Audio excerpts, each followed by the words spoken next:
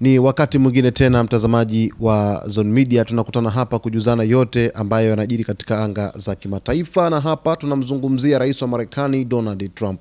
Trump leo hii ametangaza kwamba Marekani itaishambulia Irani usiku wa leo. Rais wa Marekani Donald Trump amesema jeshi la Marekani linaweza kuanzisha mashambulizi mapya dhidi ya Iran usiku wa leo, ikiwa ni mwendelezo wa operesheni za kijeshi zinazolenga maeneo ya Iran. Akizungumza na waandishi wa habari akiwa pamoja na rais wa Ukraine Volodymyr Zelensky katika mkutano wa NATO, Trump alisema Marekani tayari ilifanya mashambulizi makubwa dhidi ya Irani usiku uliopita. Tuliwashambulia kwa nguvu sana jana usiku. Kwa nguvu sana, alisema Trump. Aliongeza kuwa kuna uwezekano mkubwa Marekani ikafanya mashambulizi mengine usiku wa leo, akidai kuwa tayari ameipa Irani onyo kuhusu hatua hiyo. Niliwapa onyo kidogo kwamba tutawashambulia tena kwa nguvu usiku wa leo, alisema. Kauli hiyo imeongeza wasiwasi kuhusu kuendelea kwa mvutano kati ya Marekani na Iran, huku ikionyesha uwezekano wa kuongezeka kwa mapigano na kuzorota zaidi kwa hali ya usalama katika eneo la Mashariki ya Kati.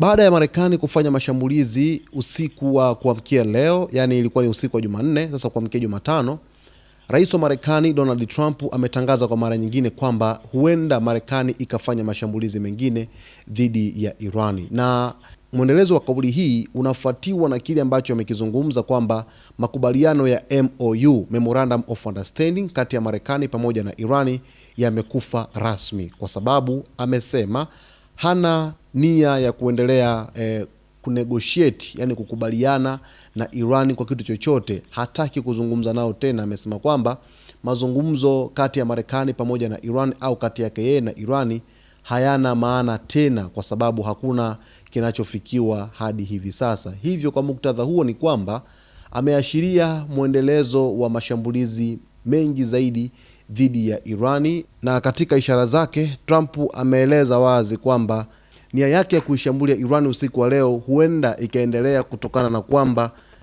makubaliano ya MOU yamesitishwa rasmi, lakini vile vile kutokana na hali halisi ambayo inaendelea Mashariki ya Kati ya mvutano kati ya Marekani pamoja na Irani. Lakini kwa upande wa Irani wenyewe kwa kiasi kikubwa sana wameeleza kwamba endapo watashambuliwa, basi moja kwa moja vita nyingine inaweza kuibuka, kwa sababu hawatokaa kimya na wataendelea kushambulia malengo mbalimbali huko katika ukanda wa Mashariki ya Kati.